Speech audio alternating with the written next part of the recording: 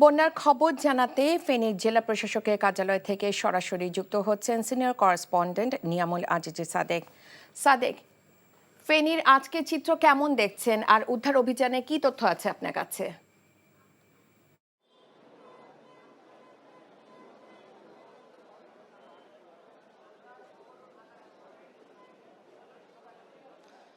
আমি এখন দাঁড়িয়ে আছি যে ফেনী জেলা প্রশাসকের কার্যালয়ে। কিছুক্ষণ আগে জেলা প্রশাসকের সাথে কথা হয়েছে শাহিনা আক্তার। তিনি বলেছেন আজকে এখন পর্যন্ত ৮ লাখের বেশি মানুষ এখন পর্যন্ত বন্যা কবলিত আছে।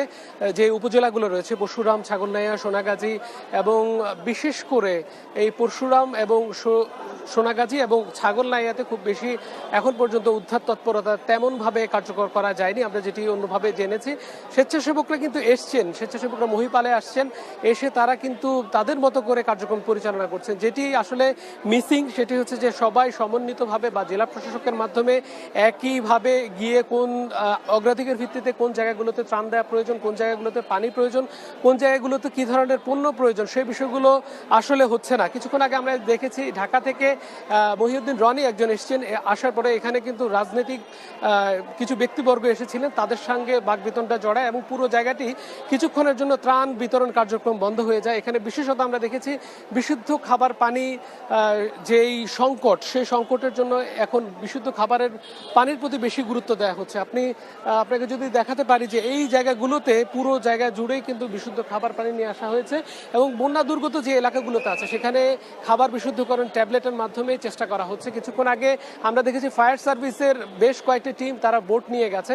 তারা বলেছে যে তারা চেষ্টা করছেন যেন উদ্ধার কার্যক্রম। গতকাল পর্যন্ত ফায়ার সার্ভিস ৬,০০০-এর বেশি মানুষকে উদ্ধার করেছে, সেনাবাহিনীর পক্ষ থেকেও উদ্ধার করা হয়েছে এবং সবশেষ আমরা যতটুকু জেনেছি প্রায় ২০,০০০-এর মতো মানুষ এই দুদিন উদ্ধার হয়েছে। এখন পর্যন্ত অনেক মানুষ বন্দী আছে, গৃহবন্দী আছে। তাদের জন্য যে বিষয়টি দরকার সেটি হচ্ছে যে তাদের অন্তত খাবারের নিশ্চয়তা দেওয়া দরকার।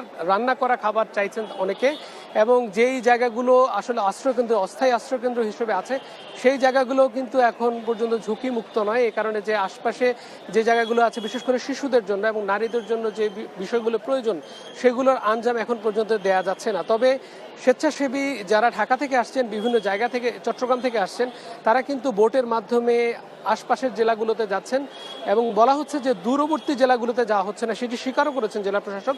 আমি বলেছি সেনাবাহিনীর মাধ্যমে, হেলিকপ্টারের মাধ্যমে কিছুটা ত্রাণ পৌঁছানো সক্ষম হচ্ছে, যেটি যথেষ্ট কিনা তিনি বললেন না, সেই বিষয়টি যথেষ্ট নয়। তবে তারা কার্যক্রম চালিয়ে যাচ্ছেন। তবে যেটি সমন্বয়ের অভাব সেটি কিন্তু প্রকটভাবে দেখা দিচ্ছে।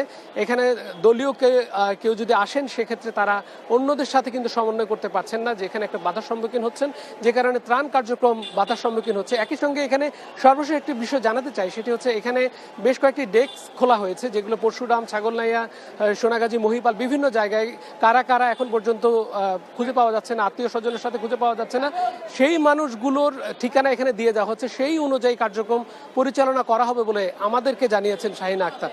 তো এখন পর্যন্ত কার্যক্রমের সর্বশেষ পরিস্থিতিটা এভাবেই চলছে। আসলে রাইকা, ফেনী থেকে জানছিলাম বন্যার খবর।